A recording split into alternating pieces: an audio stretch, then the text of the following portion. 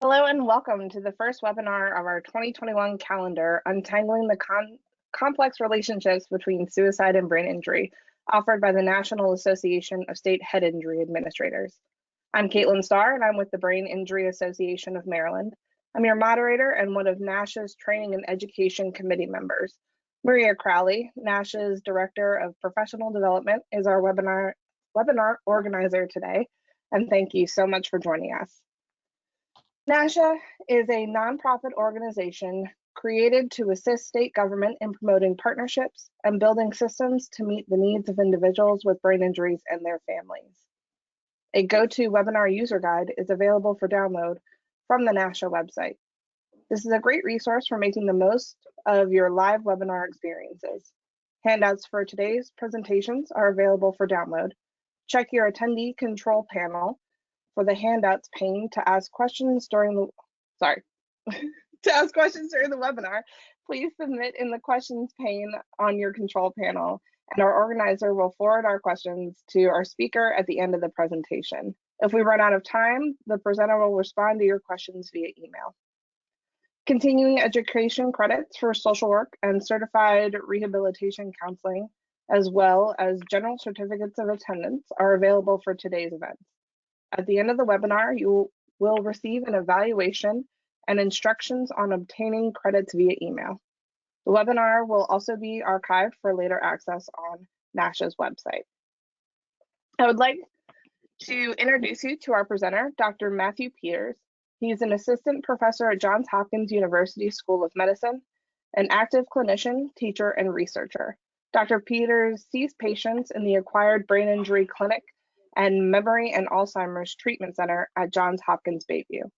He has been internationally recognized for his research, and work has received research funding from the National Institutes of Health, Department of Defense, and the National Alzheimer's Coordinating Center. His research focuses on cognitive and other neuropsychiatric symptoms following traumatic brain injury, with a specific focus on traumatic brain injury in older adults. So welcome, Dr. Peters. Thanks, Caitlin. It's great to be here. I really appreciate the invitation to be able to speak with you all today on this important topic. It's a topic that has gained some recognition nationally and internationally due to some large research studies that have been conducted. And we're going to review some of those studies today. And I've tried to make it clear throughout the presentation just some key takeaways that I'm hoping the attendees are going to be able to walk away from today with.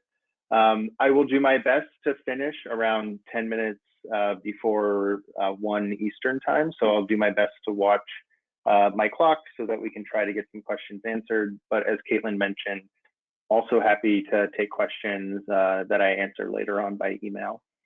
So the reason why we listed this as being a complex relationship is that anything that involves traumatic brain injury, which is relatively difficult to accurately diagnose, and suicide, which luckily is a rare event, whether we're talking about within those with head injury or in the general population, it's hard to do really large studies and to really look at that relationship deeply. And that's going to be another theme that gets driven home a bit throughout the presentation. In terms of disclosures, I don't have any disclosures that are relevant to this presentation. All of my funding and conflicts are not related to this particular topic. Looking at what I'm hoping to cover today, many on this call are going to have a deep understanding and knowledge of traumatic brain injury and the literature around traumatic brain injury. So I thought I'd start with some background information on suicide, making the assumption that a lot of the folks on this call have a general knowledge about traumatic brain injury. We're going to talk about suicidal ideation after TBI, review a research study that looks specifically at that, discuss suicide attempts and completions after traumatic brain injury, looking at 3 different studies that have been done in that regard, have a brief focus on veterans, 2 studies that have been done in that population, think through some mechanisms that may connect this increased risk of suicide with brain injury, and then I'll just make a few concluding remarks before we get to the Q&A time. So suicide rates are increasing compared to generally declining mortality, which is alarming and has led to increased research funding and focus on suicide as a public health emergency. There have been increased rates of suicide during the pandemic. There is interesting work coming out from some colleagues at Hopkins looking at that specifically. But we think that we believe that we are going to unfortunately see a spike in these rates now and over the course of at least the next year. And we think that there's going to be quite a lot of fallout from everything that's occurred with the pandemic, at least over the next year. There was a 24% increase between 1999 and 2014 in the number of suicides. These are strong statistics coming out of the CDC and some of the most recent statistics that they have. It's now listed as one of the 10 leading causes of death overall. In 2018, there were 48,344 recorded suicides in the United States. Women are more likely to attempt suicide. Men are more likely to complete. This is often because men tend to use more lethal avenues of suicide, such as using firearms. Women are more likely to use things such as overdose attempts.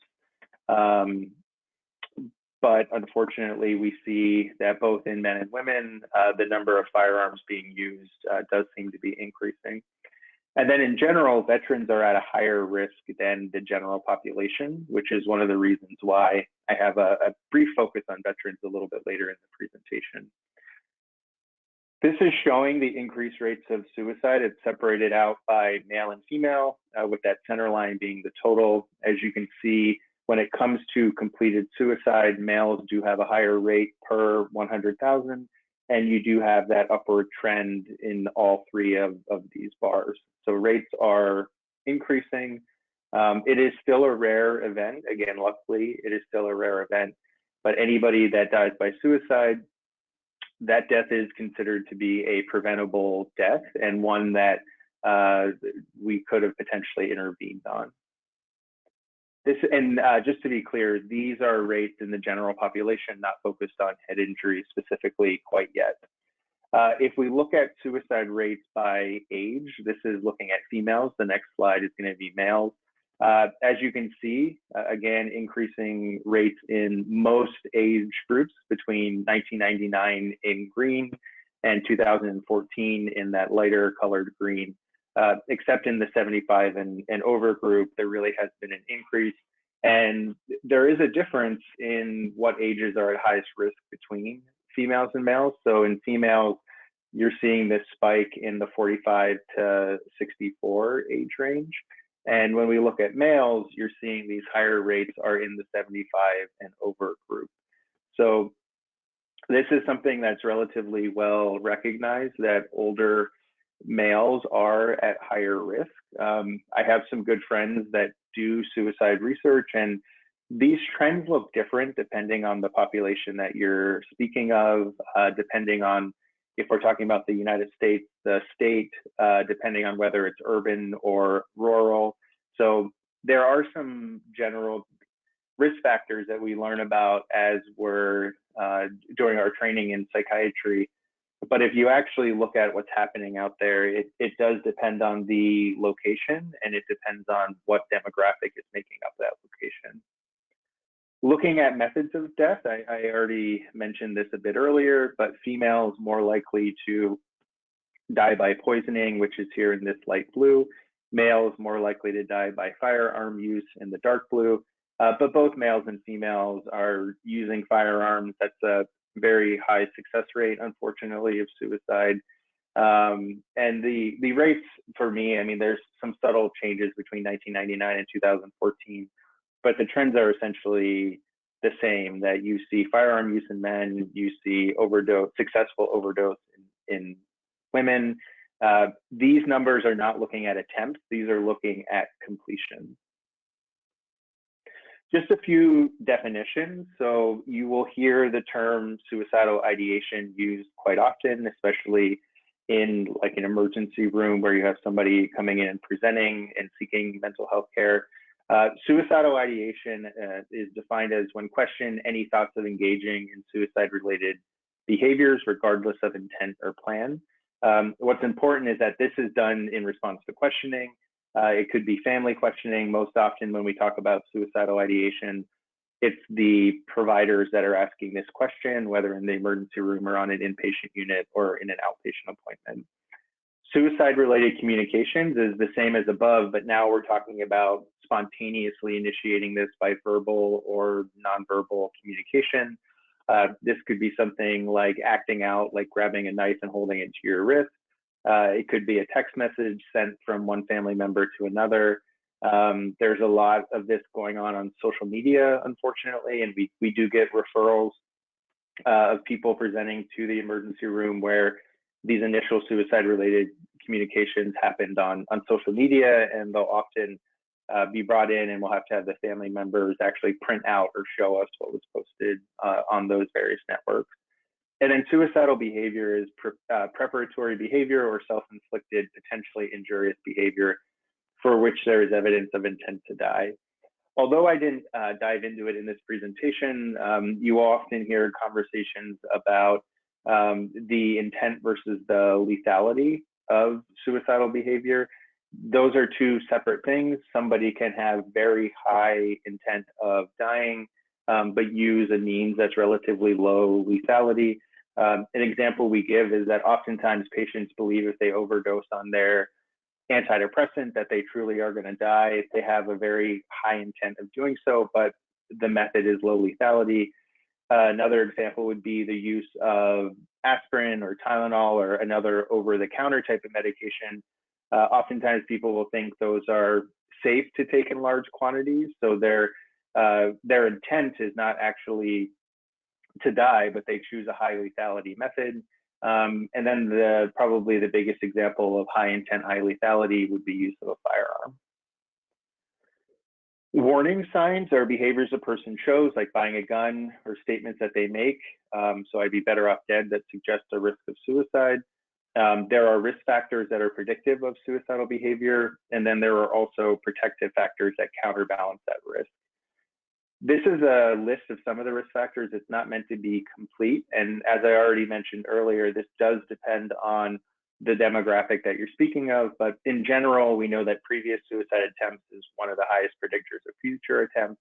Access to means, so for example, a firearm in the home, family history of suicide, abusing drugs or alcohol, previous psychiatric diagnoses, having comorbid health conditions, impulsivity and poor self-control, recent losses, whether that's financial, physical, or personal, and then hopelessness. And I have a slide in a minute that connects how some of these risk factors are similar to the risk factors that lead to traumatic brain injury. Some protective factors include having a sense of responsibility to your family, having some sort of spirituality, how satisfied you are with life, actually having children in the home, and then having positive social support and a positive therapeutic relationship. When you look at suicide risk screens that are performed in the clinical setting, they're often asking about a lot of these risk factors and protective factors. Some of the common risk factors between suicide and traumatic brain injury include things like age, being male sex, substance abuse, psychiatric disorders, existing aggressive behavior. And additionally, we know that sustaining a traumatic brain injury may lead to changes in roles and impairment of problem-solving strategies. So all of the work that I do is in acquired brain injury of some kind, whether it's strokes, tumors, encephalitis, etc. And as you guys know, those people, when they do have this event occur, they are undergoing a number of transitions at the same time that their brain doesn't feel to be working the same way. There's changes in their occupation, changes in their roles and responsibilities at home. And outside of the injury itself, it tends to be a very stressful time for people after they've suffered a head injury. So jumping into the first research study that I'm going to present, and I took the approach of starting with suicidal ideation. So, when questioned, making statements or expressing thoughts about suicide. Then we'll look at suicide attempts and completions after this study. So in this study, they looked at the first year post-injury. The participants were from a clinical trial It was 559 adult patients that were going to Harborview Medical Center in Seattle, Washington. They were diagnosed with either complicated, mild, moderate, or severe TBI. The difference in this study between uncomplicated and complicated mild traumatic brain injury was whether there was a positive head CT finding. Depending on the classification system that you use, those complicated mild cases tend to get called moderate head injury, but either way, just so you know, it's those complicated mild and then moderate or severe cases. During the 1 year post TBI, 25% of the sample reported suicidal ideation at some point, and 22% of the sample reported it at 3 or more assessments. And this is a rate that's 7 times higher than in the general population. This study, like a lot of studies of head injury, did not have data on what was the previous expression of suicidal ideation prior to the injury. But nonetheless, as you'll see in a second, a lot of these individuals did have a known diagnosis of a mental health condition. This is a really interesting graph in my opinion. And the reason I find it interesting is that if you look at the incidence of suicidal ideation, the prevalence, and then the cumulative prevalence, you see this big gap between, at the 1 year point, the current prevalence and the cumulative prevalence. And what this ends up meaning, if you look at the incidence across time, is that you are having individuals presenting with suicidal ideation at different time points. So at 2 months, you're not having all of the individuals, so up here at 25%, reporting suicidal ideation. You have less than 15%, and by the end of the year, you're up to around 25%. So the reason why I think this is important is it shows you that this new onset suicidal ideation may occur at different time points for different people. And it shows you the importance of monitoring these types of symptoms across time. The strongest predictor of suicidal ideation was the initial depression score. So in this study, they used the Patient Health Questionnaire 8. And then at the initial depression score after injury. The reason they used the PHQ 8 is that the 9th question specifically is about suicidal ideation, and having that be the outcome you're looking for and have it in your predictor wouldn't have made a whole lot of sense. And 53% of the sample reported depression at their first assessment. Now, these are not structured clinical interviews. This is really using cut points established on a standardized assessment. Other predictors included prior suicide attempt or psychiatric hospitalization, history of depressive, bipolar, or anxiety disorder, having less than a high school education, and having Medicaid insurance. These predictors, to me, weren't all that surprising. A lot of these are risk factors for suicide in general, independent of having had a head injury or not. And then 47% of the participants that eventually had suicidal ideation at some point in that year were already receiving mental health treatment at the time of injury, compared to 23% without suicidal ideation. So these are people that had known mental health conditions. These were people that were already receiving mental health treatment. And to me, the takeaway from that is really that these are risk factors that can be easily identified in the clinical record. And it showcases the importance of those established mental health clinicians understanding that something has changed in this person's life, potentially from the traumatic brain injury, and how important it is for these mental health clinicians to have some sort of background in understanding traumatic brain injury and the symptoms that can present after it. So the takeaways, 25% of participants had suicidal ideation within a year of brain injury. Unlike conditions like cancer, and this is that point I tried to drive home with that graph. So diagnoses like cancer, you see this acute increase in suicidality after the diagnosis, and then as time goes on, that risk seems to decrease. As that graph earlier showed, suicidal ideation appears to increase after head injury, and then at least through the first year, it remains elevated. So you didn't see an increase and then a nice decrease as time went on. You saw that cumulative incidence go up and up and up, and then kind of flatline at 25%. Risk factors for reporting suicidal ideation are easily collected via clinical interview. Nothing that they found in this study requires any kind of sophisticated analysis. But having said that, how this translates into actual suicide attempts or completions is not clear from this study, which gets us into the next round of studies. So I'm going to present two national studies. For any of you that do research work, you know that there are countries that have really well established national health registries. There was a nice study out of Taiwan, which I'm going to present now, and then another one out of Denmark. These are not studies that we see coming out of the United States, given that we don't have a national healthcare system. So we're often relying, when we want to look at these really large population-based samples, we're often relying on looking at other countries.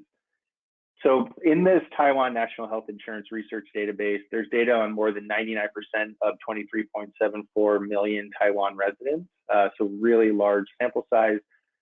The study included 17,504 individuals with head injury. I actually found that number to be quite low, that the number of individuals within this population on a whole that have been diagnosed with head injury. Part of that could be that there's not proper reporting of the injury. Part of it could be that there is a stigma in many countries about anything involving the brain or injury to the brain. But nonetheless, we have this sample of over 17,000 people that had a medical contact at some point for head injury. And then during a median observation time of 4.2 years, those with a history of head injury were over twice as likely to attempt suicide. So this is looking at suicide attempts. The next study is going to be looking at suicide completion. And so this 2 times higher risk, what is important to drive home is that you are still, as I mentioned earlier, talking about low numbers of individuals. So you're talking about 0.88% of the population with a history of head injury, and then they matched a number of controls and they got 0.44% in that part of the population. So again, low numbers, low percentages. The risk is double, but when you look at the numbers and what that means, you're still talking about relatively small percentages. But when it comes to suicide, again, the medical community tends to view those as preventable deaths. They tend to be devastating deaths. And so despite the low prevalence, the low incidence really is something that we want to do our best to be treating and helping with. Out of this study, risk factors for suicide attempt, so again, attempt not completion, were women having higher rates than men. You could potentially think that if this was looking at suicide completions, that might be flipped based on what we know globally about men being higher completers. There was an increased suicide risk compared to controls in all of the age groups looked at. So this wasn't specific to any particular age or part of the population.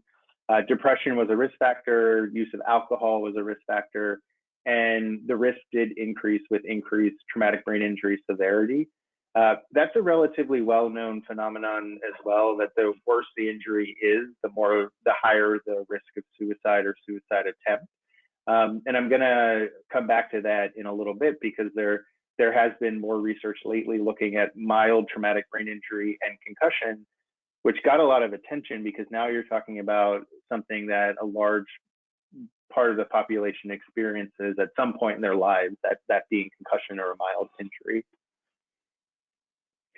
Again, this is looking at basically the cumulative number of individuals that attempted suicide. The solid black line at the top is the TBI cases.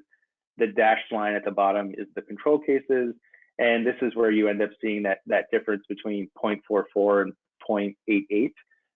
The gap looks very broad when you look at it on this image, but the thing to remember is if you look at how the y-axis is structured, you get all the way up, you're only at 1% by the time you get to where the head injury cases are living. So really taking that small kind of 0 to 1.4% and just blowing it up so that you can see the difference between the two rates.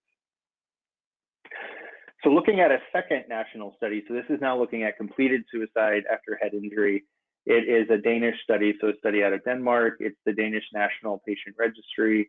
It has data from 1977 to 2014 is the endpoint that they use for this study. has over 7 million individuals. And in this, the numbers are more reasonable for how many people had a medical contact for TBI. It was around 7 to 8% of the population. So we're now talking about over 500,000 individuals. So a nice large sample size to look at what influence does having this medical contact for TBI have on suicide risk. So of the individuals who died by suicide, so 34,529 individuals during that time, 10% had a medical contact at some point for traumatic brain injury. Over 2,701 had a mild injury, 661 with a severe injury, and then 174 were listed in this database as having a skull fracture, but without documentation of traumatic brain injury. So now we're starting to talk about a sizable number of people. We're talking about 10% of the population that died by suicide having had a medical contact for TBI. There is no causality that can be brought out of this database, but it's a pretty clear association between suicide and having had that contact for traumatic brain injury. Risk increased with closer temporal proximity to brain injury, more medical contacts for traumatic brain injury, and increasing number of days in treatment for traumatic brain injury. The closer temporal proximity is pretty self-explanatory. You have that acute increase in risk the closer you are to the injury. More medical contacts for TBI for me could mean either that this is a single injury that seems to be dragging on and that it's not under good control, and therefore there are more medical contacts. Another way to interpret this, depending on how far apart the contacts are from one another, is that these are individuals with multiple or recurrent head injuries. So they're coming in, in 1977 with one, 1980 with another, et cetera, et cetera.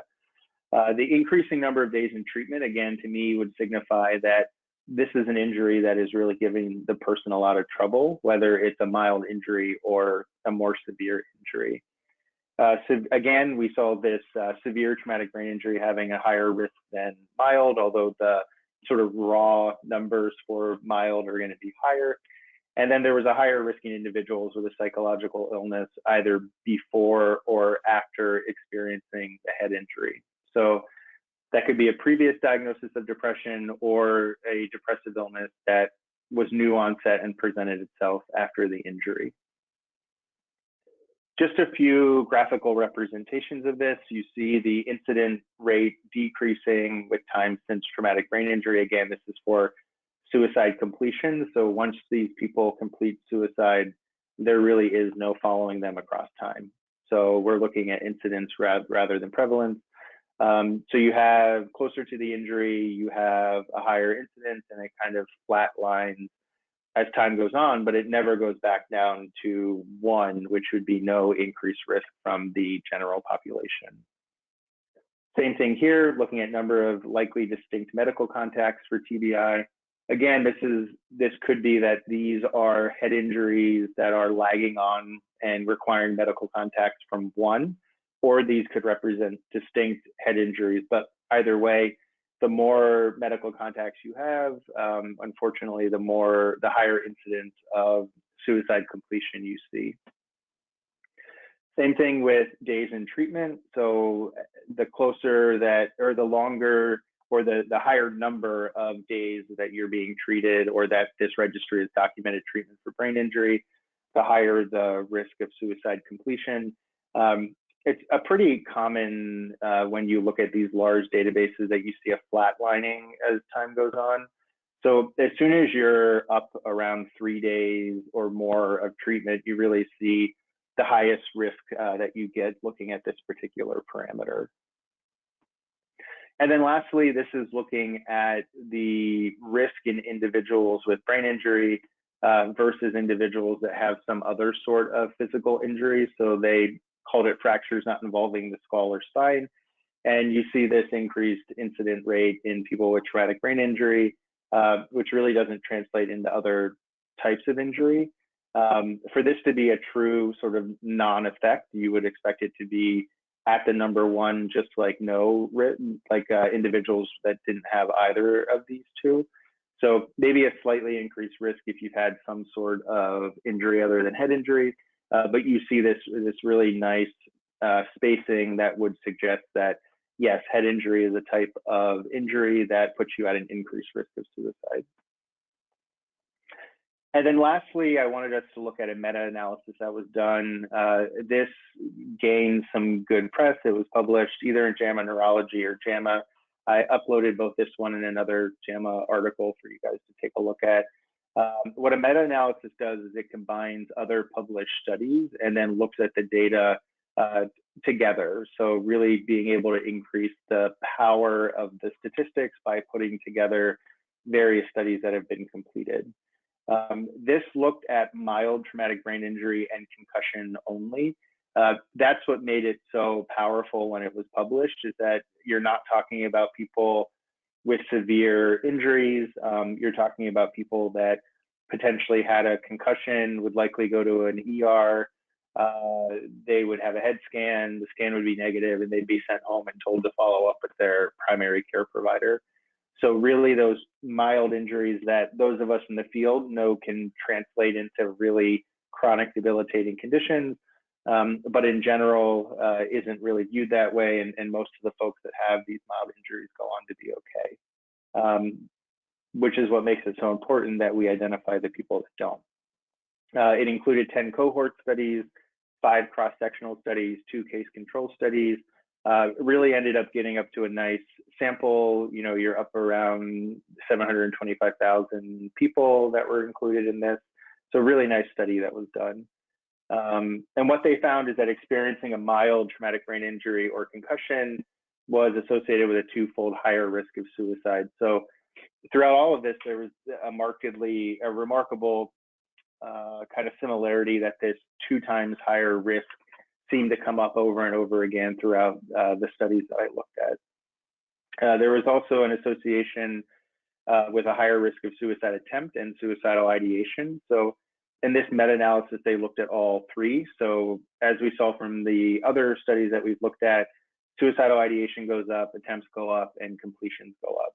So all 3 of them ran together in this meta-analysis. And it was seen in studies with and without military personnel.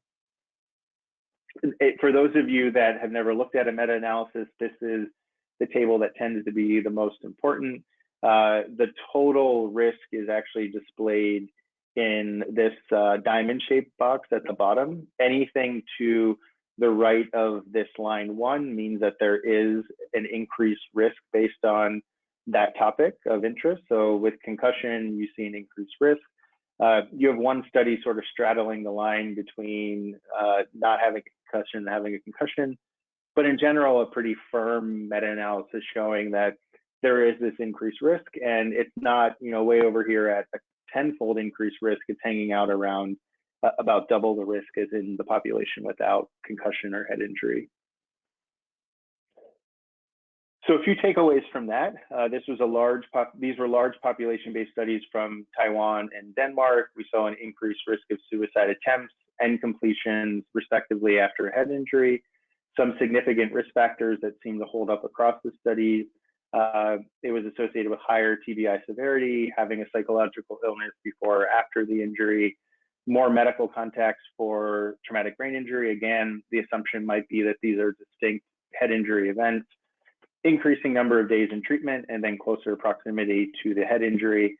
And then just reiterating that this really nice meta-analysis found that even for mild head injury and concussion, you saw a 2-fold higher suicide risk. Now, just 2 quick studies that looked at veterans. So this study and the next one also got some good press when it came out. This was a study of veteran affairs data of over 194,000 mild head injury cases, and then almost 21,000 people with moderate to severe head injury. What they found is that veterans with traumatic brain injury had significantly higher prevalence of all psychiatric diagnoses. So a lot of comorbidity between those listed in this registry as having mild TBI, also having some sort of psychiatric diagnosis. And it was most pronounced with post-traumatic stress disorder. So 60.5% of individuals with a mild traumatic brain injury, with some sort of brain injury, whether it was mild or moderate or severe, had a comorbid PTSD diagnosis versus those without head injury being around 15%. In the military population, these two things are often linked, especially if it is a head injury that occurred during deployment. You're now talking about a head injury happening often during a very traumatic event, whether that be going over explosive device or being injured in some way during battle, having these blast injuries that occur. And oftentimes these people are left not only with the head injury, but with a really traumatic experience that can end up impacting them for a long period of time. So they controlled for age, gender, psychiatric diagnoses, and other chronic conditions. And they found that veterans with a history of head injury were twice as likely to die by suicide. So again, back to this 2 times risk. 68% of these individuals used firearms, with the moderate to severe head injury group being a higher risk for using firearms. So to me, firearms often get used as a surrogate for the intent of the suicide attempt. And so those with moderate to severe injury, there's some evidence that their intent to complete suicide, if you go based on firearm usage, was higher. There was a separate study of over 460,000 veterans that were matched in a 1-to-1 ratio of head injury and no head injury. And this study specifically looked at mode or method of suicide.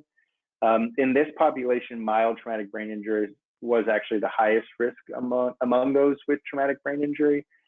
We see a lot of mild traumatic brain injury diagnoses in the veteran population.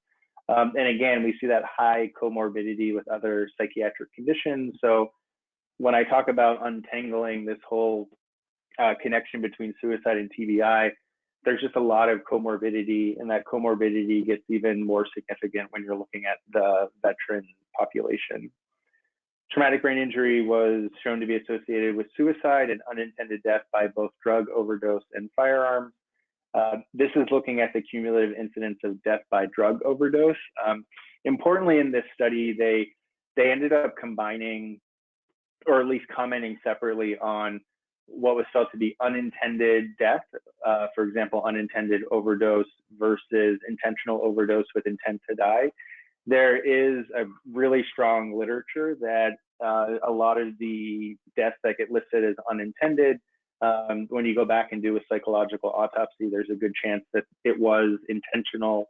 It in many ways presents a really challenging problem for medical examiners, for example, to know, especially when it comes to overdose, was this something intentional or not? A firearm use, it's a lot easier, unfortunately, to know whether that was intentional or not. So you see this nice separation between no history of head injury and history of head injury. You see this higher risk of overdose in those with a history of head injury. And these are the rates looking at firearm use. There is a separation between head injury and those without. It's not as large of a gap as it was for the overdose attempts, but still seeing this increased risk of using firearms in those with a history of head injury. So a few takeaways from the veteran data. So from the 2 studies reviewed, those with head injury are about twice as likely as veterans without to complete suicide. The veterans with head injury have higher rates of psychiatric diagnoses, and this is independent of completing suicide. Death by self-inflicted gunshot wound and drug overdose are the most common methods. Drug overdose is, again, as I mentioned, often listed as unintended death by overdose rather than completed suicide. And some psychological autopsies suggest that we as a medical community tend to lean towards unintended death as opposed to it being an actual suicide completion. And then compared to the general population, veterans are already at an increased risk of suicide, and it seems that traumatic brain injury only increases that risk further. So I wanted to talk a little bit as sort of the last topic, thinking about what mechanisms might be leading to this association. Considering mechanisms to me is always a really fun part of the work that I do, trying to think through, based on the clinical presentation, what part of the brain may have actually been damaged in some way in this individual. Those of you that do head injury work, especially work with those with concussions or mild injuries, you will know that most of the time we get MRI scans or other imaging, they come back as being completely okay. But in getting to know the patients and working with them, we know that their brains are not functioning the way that they used to. And we're often left sort of hypothesizing where the damage may have occurred. So the structure function relationship, meaning the part of the brain associated with clinical presentation of the most common cognitive and neuropsychiatric syndromes presenting after head injury, have been theorized. Some of the most common are executive dysfunction, if we're talking about cognition, and then depression and anxiety, if we're talking about neuropsychiatric syndromes. And outside of conceptualizing cause, these relationships are important for biomarker development. That's a lot of the work that I do, is thinking through neuroimaging biomarkers that could be collected early on after an injury that could potentially be predictive of these syndromes presenting themselves as time goes on. We do not yet have great biomarkers for this use. There's recently been some good press on biomarkers that were developed to, for example, detect a head injury that had a comorbid brain bleed. But taking that to the step of actually prognosticating cognitive and other neuropsychiatric symptoms, we're not there yet. But if we understand that a lot of this seems to be related to networks in the brain being damaged rather than just a particular location, it helps us to start thinking through what type of imaging may be helpful when we're trying to prognosticate outcome. This is a paper that we wrote a few years back. It tries to lay out the clinical reasoning that we use when we're teaching our fellows and our medical students about head injury. It separates things out into 3 different networks or loops within the brain that are most commonly damaged after head injury. We use this mnemonic of up is down, down is up, middle is flat. It's based on the anatomic location of where these loops live. So this is living in the upper portion of the frontal lobe, the lower portion. And then this is sort of, this anterior cingulate loop is back behind where that outer area of the brain is. And so I'll get to in a minute what this mnemonic actually means. But these are the areas of the brain that, if you think about where the bony sections of the skull are, these are the areas that, when damaged, they're actually at a higher risk of being damaged. But then at the same time, it's really high value real estate that if you have damage in these areas, you're more likely to see these clinical syndromes present themselves. So starting with what's called the dorsolateral prefrontal loop, again, we're talking about the upper portion of the frontal lobe. This is an area that, when damaged, we tend to think of patients presenting more with cognitive sequelae, especially dysexecutive syndrome. And this is a part of the brain that really helps with working memory and executive function, the ability to start a process, plan it out, finish that process, and do it all in a way that is efficient and effective. In the dysexecutive syndrome, the brain's ability to act as an executive is down. So that's why we call this region up is down, upper portion of the frontal lobe. Brain's ability to act as an executive is down. You see these patients having trouble retrieving stored information. You see them having difficulty planning complex tasks. And you also see in these individuals new onset depressive symptoms. So whether that depression is being driven by the psychosocial changes that they're seeing because of their cognitive deficit, or whether it's something completely separate, this is real estate within the brain that has been associated with depressive symptomatology. Down is up, so now moving to the lower part of the frontal lobe. This is the part of the brain, the orbitomedial frontal loop, that determines the time, place, and strategy for environmentally elicited behavioral responses. So basically what that means is behaving when you're supposed to behave, keeping your emotions under control when they need to be controlled. It's that part of the brain that puts the brakes on some of our more underlying innate drives and needs, and thinks about, do these drives and needs fit into the current situation that I'm finding myself? And so when this is damaged, you see a disinhibition syndrome, and then the number of inappropriate behaviors is up. So damage this lower part of the frontal lobe, inappropriate behaviors go up.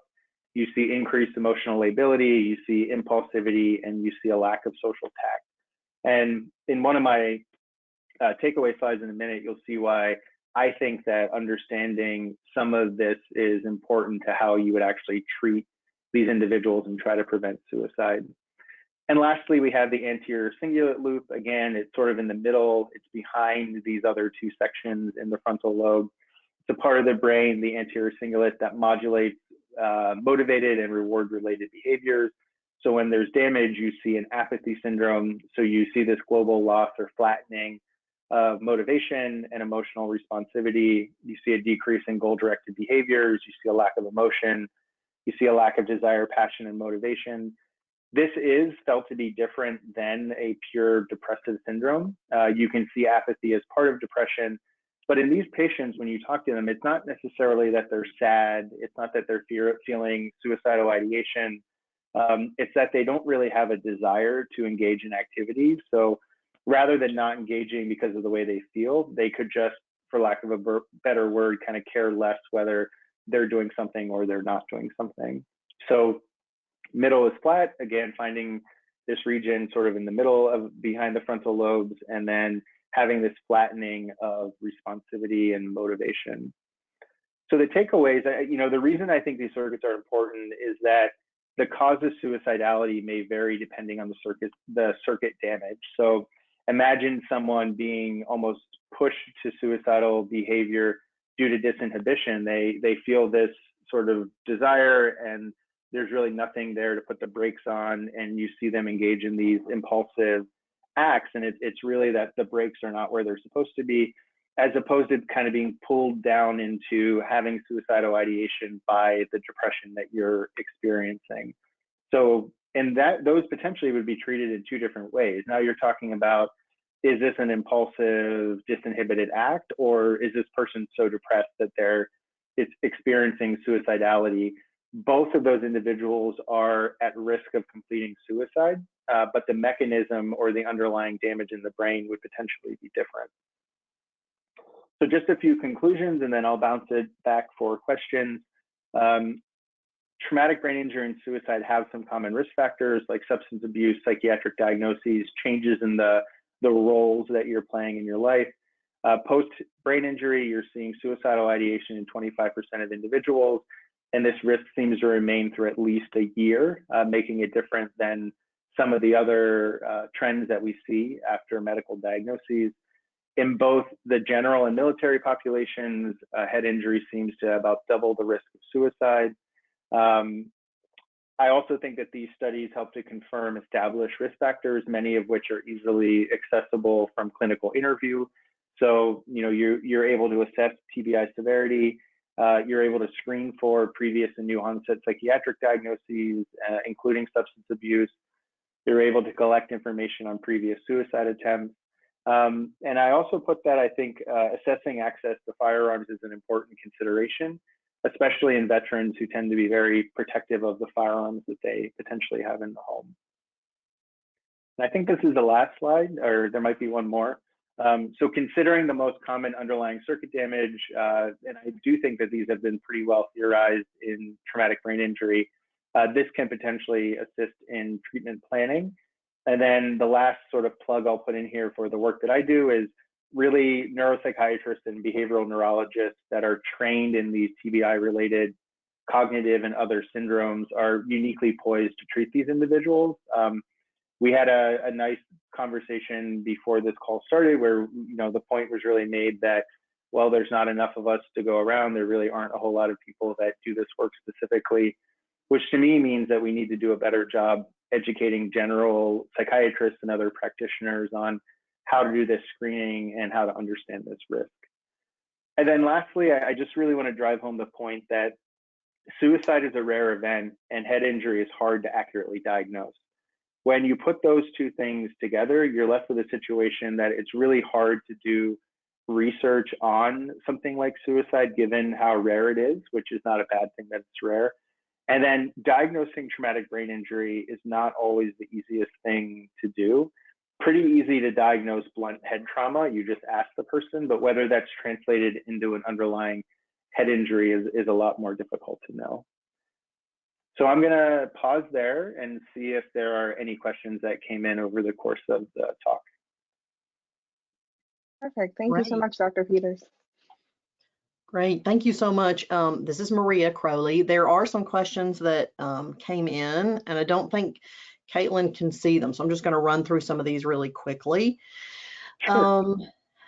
How can this research impact outcomes when so few traumatic brain injuries are ever diagnosed and there's rarely access to appropriate treatment, even when all the risk factors are present? Generally, the more dangerous a person becomes due to mental illness, the less likely they are to access care. Providers don't want the liability. Any comments there? Only that seems like a fairly negative view of the field. But so yes, I understand the point that it is difficult to make these diagnoses. It's difficult to engage these patients. Maybe one more positive way of thinking about that is this may be exactly the reason that at time of initial presentation, whether that's to an emergency room or coming into a primary care doctor's office, we need to be doing a better job keeping track and making the connections from when an injury occurs and someone's presenting for care the first time, and following that individual across time to see what type of help we can actually give them.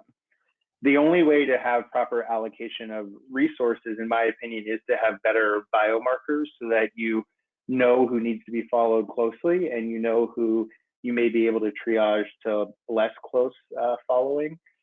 Because I agree, resources are extremely limited, and with everything going on with COVID, they have gotten more limited. So sometimes we have that one shot of identifying someone and following them. And to me, that means we need to be doing a better job on those first one or two interactions with somebody that has suffered a head injury. Got you. Great. One point of clarification on one of your earlier slides where you mentioned temporal proximity to traumatic brain injury. You're talking about the temporal lobes of the brain, correct? Oh, sorry. No, I might have written it wrong. No, the time since injury. So how far out are you from the injury itself, not that part of the brain? So are you a week out from your injury, or are you 2 years out from your injury? The closer in proximity you are, the higher the risk is. Now, with that being said, whenever you're talking about this type of research, you're going to have some biases towards having better data at the beginning than the data that you have chronically. So it's hard to know how chronically elevated a risk is the further out you get from an event. Great. Thank you for clarifying that. A question on children and teens. Are there any risk factors to look for in children and youth? Are there mental health screening tools available that ask the questions of traumatic brain injury or concussion for healthcare providers and or schools? Yeah, great question. So there is a lot less research on the younger population. It's not my area of expertise either, but I did do a review of the literature, and there's just a lot less out there.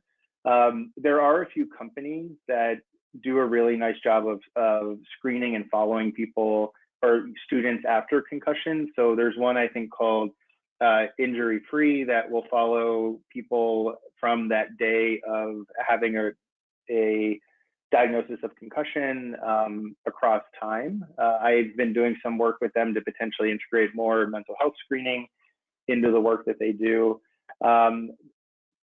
There is no great scale that I know of that combines traumatic brain injury and suicide screening.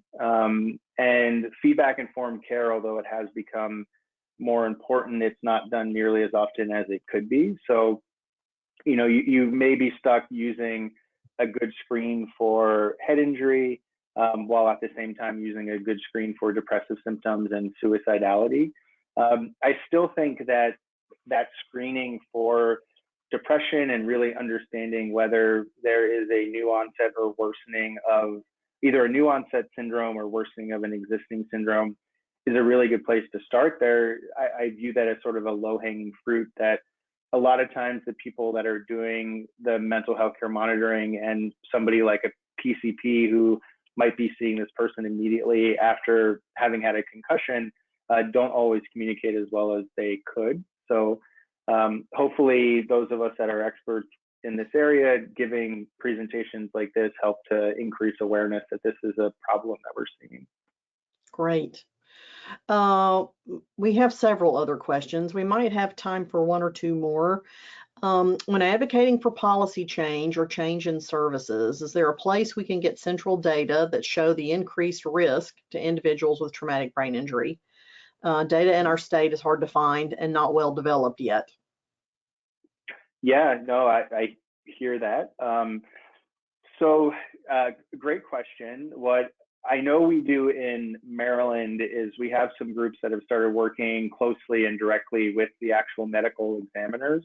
And that has been the only way to really improve the data that's being collected and the data that's being shared nationally from the folks that are coming through with potentially questionable deaths. At least in Maryland, a lot of the suicides, if not all of them, go to the medical examiner, as do unintended overdoses as well as homicide. So I think the data that we're left with, a lot of it right now is a lot of the best data is coming from other countries like the ones that I presented. I did a pretty thorough review of the literature, and I think what I presented today is going to be the best data that is available and that is high research quality.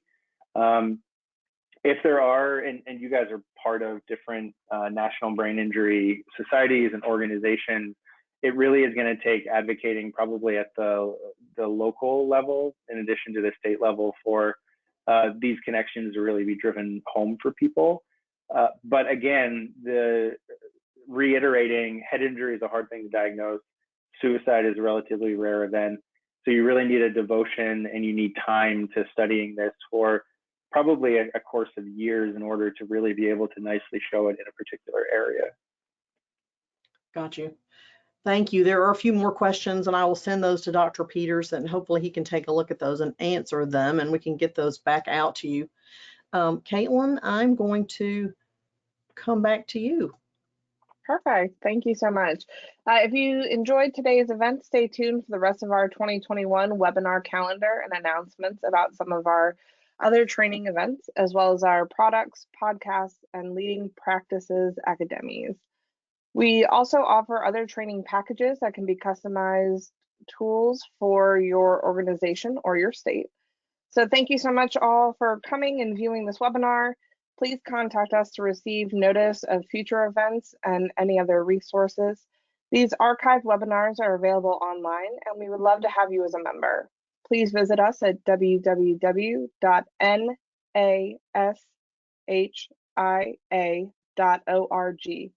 And please don't forget to complete your evaluations at the end of this webinar.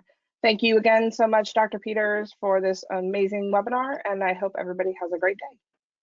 Thank you. You as well.